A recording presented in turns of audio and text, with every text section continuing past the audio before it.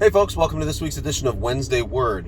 I wanted to share with you something that was on my mind.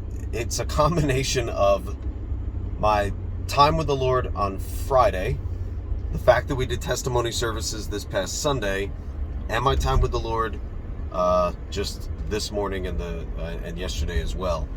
It's just so cool to see how God brings those things together. Things that I could never plan. Wasn't like, I think I'm going to focus in this particular area, but the Lord was just so kind. Friday, Fridays I try to take off. My weekend tends to be Friday, Saturday, and work week tends to be Sunday through Thursday, give or take. And Fridays I usually take an extended time with the Lord at a coffee shop in the morning over in Cincinnati.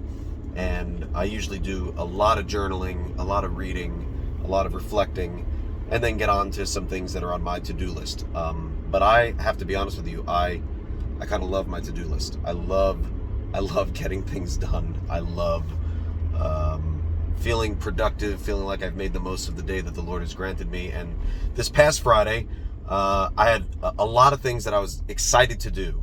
It's weird. It's not very exciting things. I had to get our budget in line with some things and catch up on some transactions there. I had to replace a garbage disposal. I had to do a bunch of things. And I was just so excited to do that. So I sat down and I read my Bible, and I didn't rush, but then it came time for me to do what I usually do, and that's pray and journal. And I remember thinking like, oh, I just have so much I want to do right now. Maybe I'll just do that later. I've read. I'll pray a little later. I'll focus on that time later. And I ultimately decided not to do that and to take the time with the Lord. And I just started journaling about the fact that it's not that I don't want to be with you, Lord. It's not that I don't want to spend this time with you, but you've given me so much to do and I'm excited about it. And there was nothing really on my mind that I wanted to take before the Lord, like specifically at that time.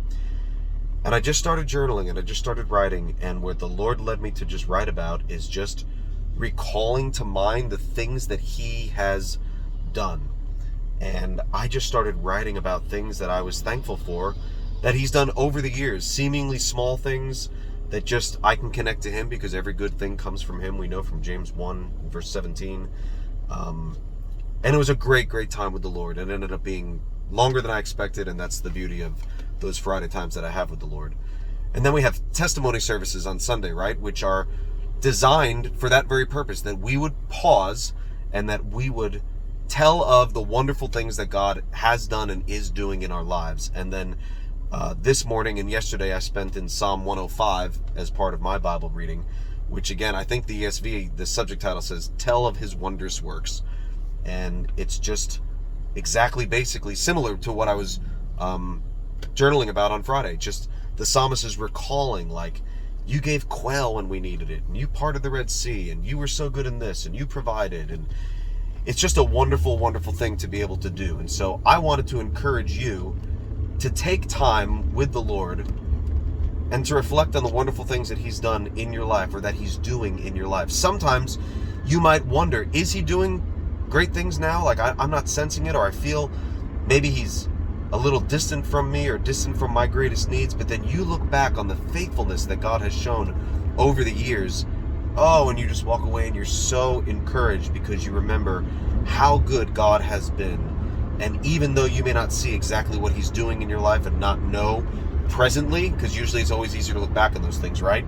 You're encouraged because He has a record of faithfulness throughout the Bible, a record of faithfulness throughout your life, and a record of faithfulness even in the small things. So I would encourage you, take some time, maybe read through Psalm 105, won't take long, and let that stir your mind. Think back on the testimony services that we had over this past weekend if you were in attendance at one of our campuses, and think back about how people have been telling of the wonderful things that God is doing and has done in their lives, and let that spur you on and stir your heart and focus you and align your heart with God's as you spend time with Him and seek to make the most of your time with Him. There's always a reason to take time to be thankful, and you'll never regret it. It's never wasted time. You're never like, all right, I'll never get those 15 minutes or 30 minutes or whatever back in my life. You will always be incredibly grateful that you did that and that you have, the Lord has used that time to get your heart to be right with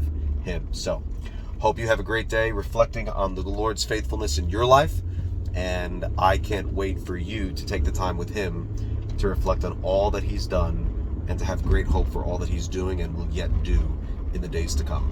Have a great day.